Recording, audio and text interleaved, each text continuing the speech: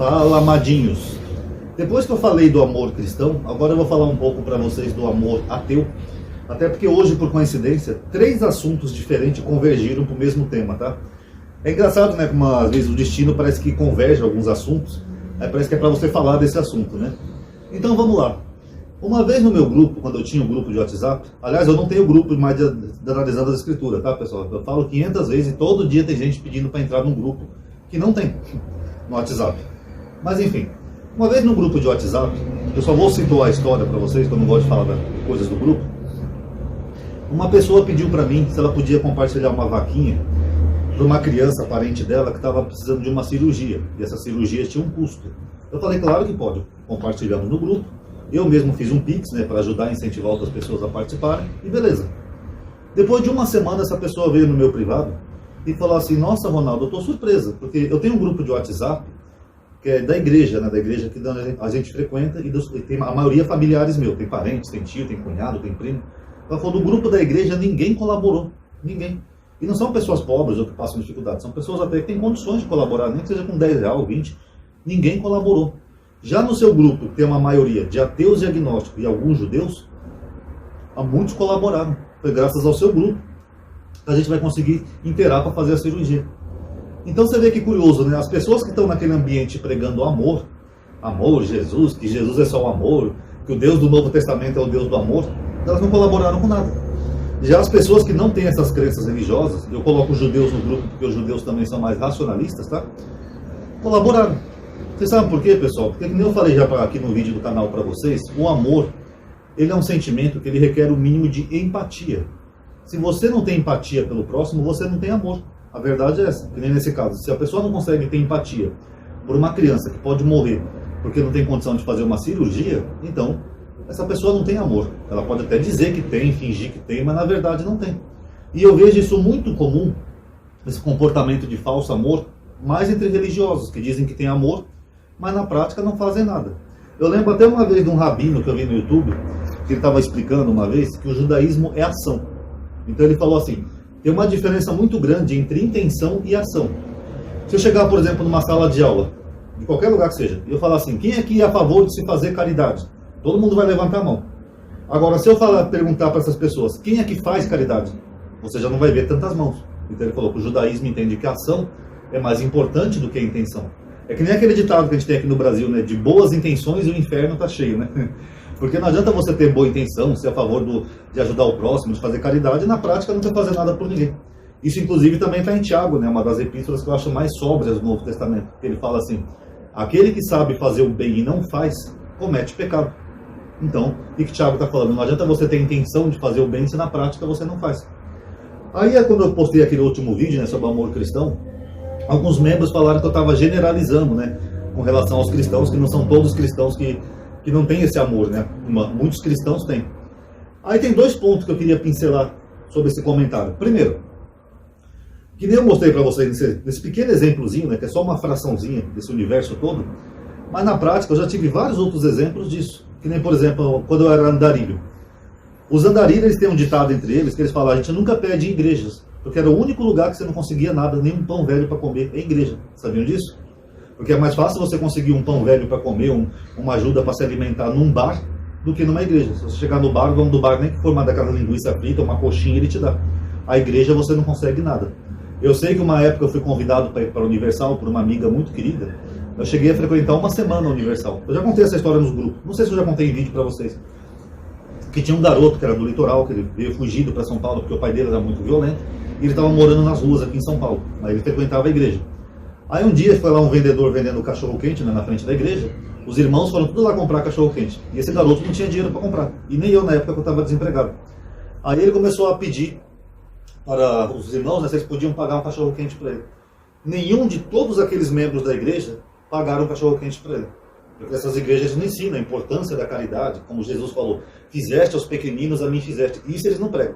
Só prega a teologia da prosperidade, demônio, pombagira, morte aos gays, essas bobagens, só isso que eles pregam. A caridade, que é o mais importante, eles não pregam.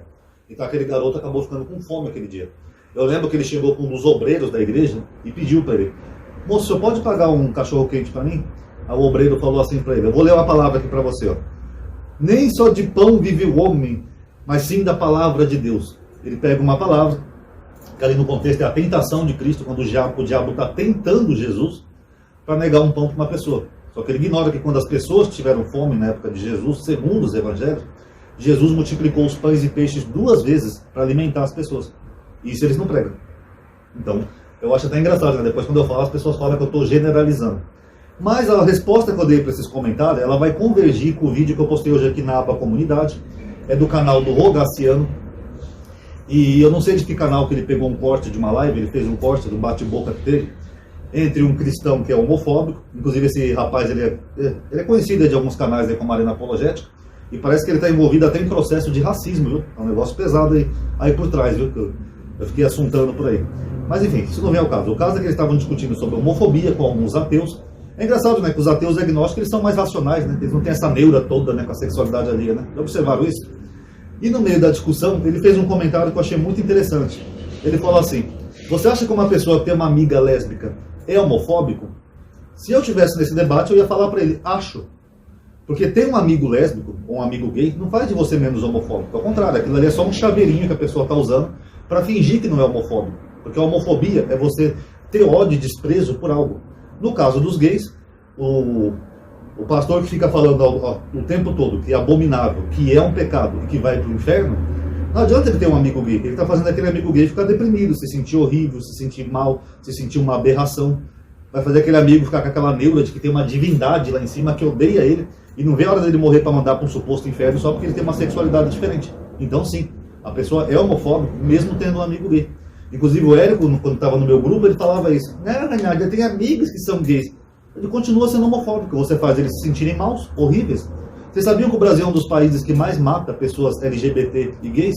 Tem esse lado também, o discurso homofóbico pode levar essas pessoas a serem mortas também, por puro preconceito. O gay, ele é mais vítima de violência do que uma pessoa comum. Não teve um caso aqui em São Paulo de um rapaz que estava andando com outro, aí um jovem, acho que é skinhead, não sei, ele pegou uma lâmpada de LED e quebrou na cara deles só porque eles eram gays? Então, cada vez que uma pessoa alimenta um discurso homofóbico, como nesse caso, a pessoa, sim, ela pode ter 10 amigos gays, mas ela continua sendo homofóbica. Não muda o que ela é. Ela só está usando aquele amigo como uma desculpa. O Marcos Feliciano também falou isso uma vez na Jovem Pan. Não, eu tenho amigos gays, eles até frequentam minha casa.